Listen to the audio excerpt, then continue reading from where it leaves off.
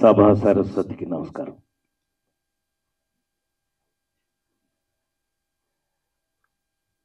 షష్ఠి పూర్తి ఏమండి, వాళ్ళ బొందలే వీళ్ళు ఏమనుకుంటారు కానీ ఈ అదృష్టం నా ఒక్కడికేనా, లేకపోతే ఇంకెవరన్నా యాక్టర్కి ఉందా? ఇగో మా వాళ్ళు, ఎందుకంటే మీడియా మిత్రులు అన్నాను నేను, మీడియా సోదరులే నాకు. ఎందుకంటే 40 ఏళ్ళ నుంచి 30 ఏళ్ళ నుంచి కలిసి ఉన్న వాళ్ళు అందరం ఉన్నాం. వీళ్ళందరూ తమ్ముళ్ళు. సరే, ఇప్పుడు వచ్చే వాళ్ళందరూ అయితే అన్నయ్య అన్నయ్య, ఇక ప్రేమలే ప్రేమలు. అది నా భగవంతుడు నాకు ఇచ్చినటువంటి అదృష్టం. సో మీ అందరినీ కొంచెం గ్యాప్ తర్వాత మళ్ళీ కలుసుకోవడం చాలా సంతోషం.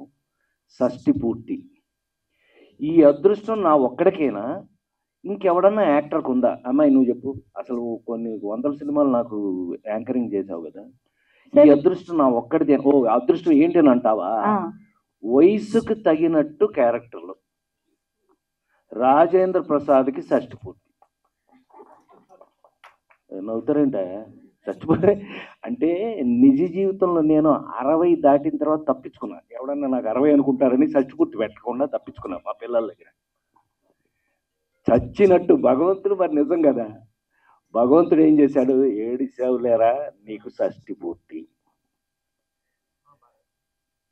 ఈ సినిమా నేను మీకు చెప్పాలి అని అంటే, ఈ సినిమా కాదు, జీవితం. మీరు ఈ సినిమా చూస్తే కొన్ని నా సినిమాల్లో చూసి మెచ్చుకుని మనకి అందరూ కొంచెం నంది అవార్డులు అవన్నీ వచ్చి నన్ను మెచ్చుకుని మీ అందరి ఇళ్లల్లోనూ ఒక వస్తువు అయిపోయాను నేను. పివి నరసింహారావు అని పాపం ప్రధానిగా చేశారండి ఈ దేశానికి, ఒక తెలుగు ఆయన అనేవాడు, ప్రసాద్ ఎట్లనో తెలుసునా, ఇంట్లో కంచం ఉంటుంది మంచం ఉంటుంది, ప్రసాద్ సినిమా ఉంటుంది అని చెప్పాడు. ఆయనకి ఇష్టం, అది విషయం. పివి నరసింహారావు గారికి ఇష్టం. ఆయన చెప్పినట్టుగా ఒక నలుగురు ఇలాంటి సినిమాలు చేసిన తర్వాత నాకు భగవంతుడు వేసే భిక్షనే అనుకోవాలి. నిజంగా ఈ సినిమా నేను చేసినందుకు, ఇందాక ఎవరో అన్నారు, we feel proud that we have done this film అని మా వాడు తమ్ముళ్ళు ఎవరో అన్నారు. నిజంగా ఈ సినిమాలో నేను కాదు, యాక్ట్ చేసిన అందరూ కూడా దే ఫెల్ట్ ప్రౌడ్. చాలా గర్వంగా ఫీల్ అవుతున్నాం. ఎందుకనంటే సినిమా మారిపోయింది, సినిమా ఇంటికి వచ్చేసింది, ఓటీటీ సినిమా ఇంటికి వచ్చేసింది, థియేటర్ల నుంచి ఇంటికి వచ్చేసింది. అయినా ఫ్యామిలీతో నాకు బాగా గుర్తుండి, ఎదురుని మూడు పక్కన పెళ్ళాం, ఇద్దరు పెళ్ళాలి ముద్దులు పోలీసు, ఆ కాలంలో మిస్టర్ పెళ్ళాం, ఆ కాలంలో థియేటర్ దగ్గరికి వెళ్తే, ఏమండి రాజేంద్ర ప్రసాద్ గారి సినిమానా, అయితే మీ కారు పెట్టడానికి ప్లేస్ ఉండదండి అని. అదేంటండి అని అన్నారు. ఫ్యామిలీలు కదండి వస్తాయి, ఆయన సినిమా చూడడానికి ఫ్యామిలీ ఒక టికెట్ బుకింగ్ కౌంటర్లో 10 టికెట్లు 12 టికెట్లు ఏరా తమ్ముడు సురేష్ నువ్వు చెప్పు, 10 టికెట్లు 12 టికెట్లు కట్ అవ్వాలి అని అంటే అది ఫ్యామిలీ సినిమా ఉండాలి, ఫ్యామిలీతో సహా వచ్చే సినిమా ఉండాలి అని అనేవారండి ఆ రోజుల్లో. అది నిజం కనుకైతే 100% షష్ఠి పూర్తి మీరందరూ 100% ఇందులో ఉన్న అందం ఏంటో తెలుసా అండి మీకు? చాలా అందం. ఈ పవన్ నాకు ఫస్ట్ కథ చెప్తున్నప్పుడు ఈ మాట అన్నప్పుడు నేను గట్టిగా పట్టుకున్నాను అతన్ని, లవ్తో, ప్రేమతో. ఏంటి అని అంటే, ఈ సినిమా షష్ఠి పూర్తి కథ ఏంటో తెలుసా అండి? ఏమండి, ఏ పిల్లలైనా సరే జీవితంలో వాళ్ళ అమ్మా నాన్న, నువ్వు ఇటు రా, నీ సంగతి ఉందిరా ఇటు కాదు, మీ అమ్మా నాన్న పెళ్ళి నువ్వు చూసావా? మీ అమ్మ మీ అమ్మా నాన్న పెళ్ళి నువ్వు చూసావా? వెళ్ళు, నువ్వు అసలు సరిగ్గా లేదు, దెబ్బేసే అయిపోయింది. ఇది నన్ను చూసి ఎక్సైట్మెంట్ దీనికి. పాపం వీళ్ళందరూ నాకు బేసిక్గా ఫ్యాన్స్ కదా, వీళ్ళు సగం తప్పులు చేస్తుంటారు. ఇప్పుడు వెలిగింది దానికి, ఇప్పుడు వెలిగింది. సో ఎవరికి జీవితంలో మనం సరే, హలో, మనకి అదృష్టం ఏంటంటే, మనకి హిందూ దేశంలో పుట్టి హిందువులం మనం అందరం. మనకి తెలిసి మనం తల్లిదండ్రుల పెళ్ళి మనం చూసే అవకాశం లేదు. ఎందుకని? వాళ్ళకి పెళ్ళి అయితేనే కదా మనం పుట్టేది. ఆ విధంగా పెళ్లి చూసే అవకాశం లేదు. కానీ పిల్లలు చూడగలిగిన పెళ్లి ఏదైనా ఉందంటే అది షష్ఠి పూర్తి ఒకటి. అవును కదా, అవును కదా. అందుకని షష్ఠి పూర్తి ప్రతి మనిషి జీవితంలో ఎంత ఇంపార్టెంట్ అది చెప్పబోతున్నాం ఈ సినిమాలో. అన్నప్పుడు నాకు పవన్ మీద గౌరవం చాలా పెరిగింది. కోర్స్ కథ విన్న తర్వాత ఇంకా పెరిగింది, అది వేరే విషయం. సో ఈ విధంగా ఒక అద్భుతమైన సినిమాని చేసే అవకాశాన్ని ముందు నాకు ఇక్కడ ఇద్దరు ఉన్నారన్నారు, ఇందాక ఎవరు భలే చెప్పారు. ఒకడు ప్రొడ్యూసరు, ఒకడు హీరో, ఇద్దరు ఉన్నారు ఇప్పుడు ఇక్కడ. మా రూపేష్ గారు టూ డ్యూయల్ రోలు. నాకు అతను హీరోగా కన్నా ప్రొడ్యూసర్గానే ఐ లైక్. ఎందుకంటే ఎక్కడ అంటే ఆర్బి చౌదరి గారి కజిన్, అంతే కదా, your cousin of R B Chowdary garu, great producer RB Chowdary గారి కజిన్. సో అందుకని ప్రొడక్షన్స్ గురించి కొన్ని వాల్యూస్ గురించి వాళ్ళకి తెలుసు. కానీ ఫస్ట్ టైం అయినా కూడా ఎక్కడ ఎలాంటి చిన్న తేడా కూడా లేకుండా, పైగా మీరు ఇందాక నుంచి అందరూ చెప్పారు, విన్నారు మీరు, ఇళయరాజా గారి దగ్గర నుంచి మీకు పద్మశ్రీ తోటతరణి, ఆర్ట్ డైరెక్టర్స్లో పద్మశ్రీ వచ్చిన చాలా, అతను ఒక్కడే అనుకుంటా ఇండియాలోనే పద్మశ్రీ వచ్చిన ఆర్ట్ డైరెక్టర్ తోటతరణి. ఏమండి, అక్కడి నుంచి మా చైతన్య ప్రసాద్ గురించి నేను చెప్పాలి అని అంటే ఒక గంట తీసుకోవచ్చు నేను. ఎందుకనంటే నా నటుడిగా నా జీవిత కాలంలో ప్రపంచంలో ఎక్కడికి వెళ్ళినా, ఎక్కడ తెలుగువారు ఉన్నా సరే, ఇవాళ మరీ ఎలా తయారైంది అంటే, ఒకప్పుడు ఎవరన్నా విఐపి, గొప్ప విఐపి చనిపోతే భగవద్గీత పెట్టేవాళ్ళు, అదేంటో అట్లా భగవద్గీత పెట్టేవారు.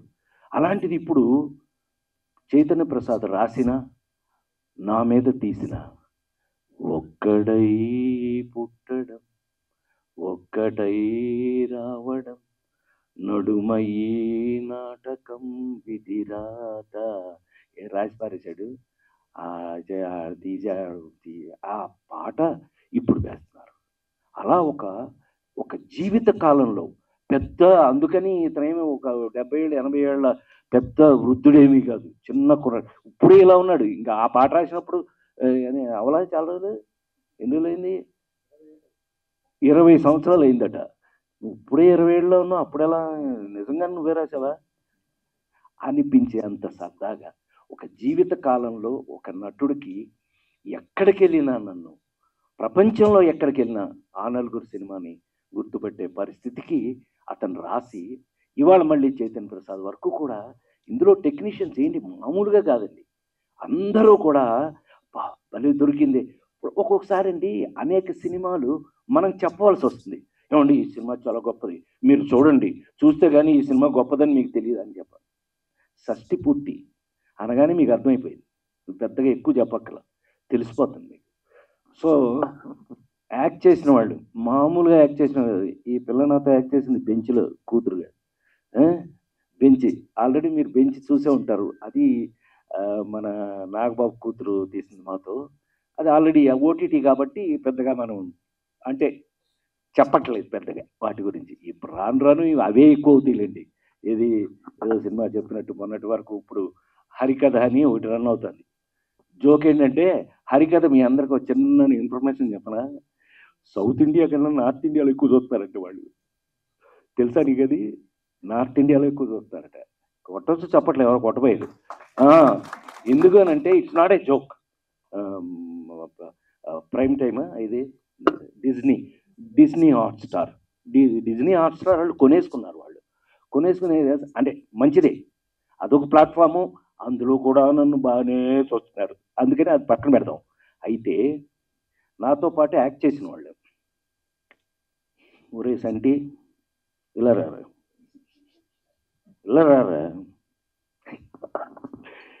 నాకు వీళ్ళందరితో ఎంత చనువు ఉంటుంది అని అంటే, ఆనాటి బ్రహ్మానందం దగ్గర నుంచి కూడా ఈనాడు చంటి వీళ్ళందరితో వీళ్ళతో నేను ఎంత బాగా ఎంత సరదాగా ఉంటుంది అంటే, ఇందాక చెప్పింది కూడా వాడు నిజంగా భయపడి కాదు, ఓవర్ యాక్షన్.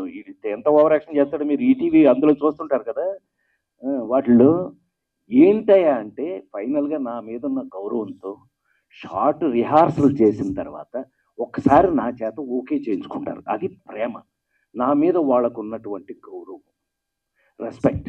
అంటే లేడీస్ టైలర్ సినిమా దగ్గర నుంచి 2 దగ్గర నుంచి ఈనాటి వరకు కూడా మరీ లాంగ్ కదా, 48 సంవత్సరాలు పనిచేస్తున్నాను కదా, అందుకని టూ మచ్. అందుకని టూ మచ్ చేస్తాం.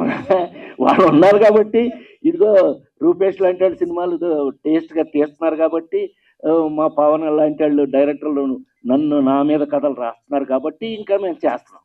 అది ఎనీవే ఇట్ లవ్లీ. వీళ్ళందరితో వర్క్ చేయటం ఎంత లవ్లీగా ఉంటుందో మరొక మాట చెప్పలేను నేను.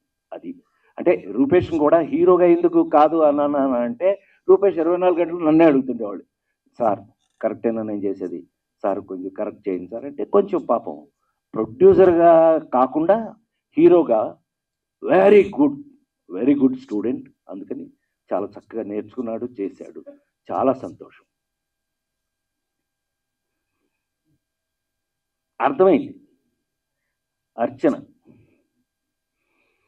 పొరపాటిది తడబాటిది గుంజీలే తీసెయ్యన ఎంకమ్మ.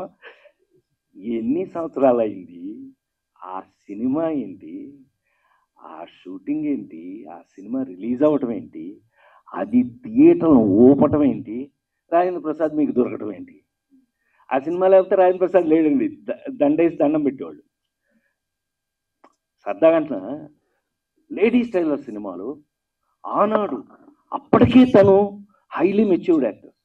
అప్పటికే ఏమన్నా అని వంశీ నన్ను భయపెట్టేవాడు. నన్ను భయపెడతావేంట, ఆవిడ బాగా యాక్ట్ చేస్తే నువ్వు యాక్ట్ చేయించుకో, నేను కూడా చేస్తాను అనేవాడిని. ఏమండి అర్జున అనేవాడు, భయపెట్టేవాడు. అందరూ భయపెట్టాడని మనం కూడా సుజాత మై మరజాత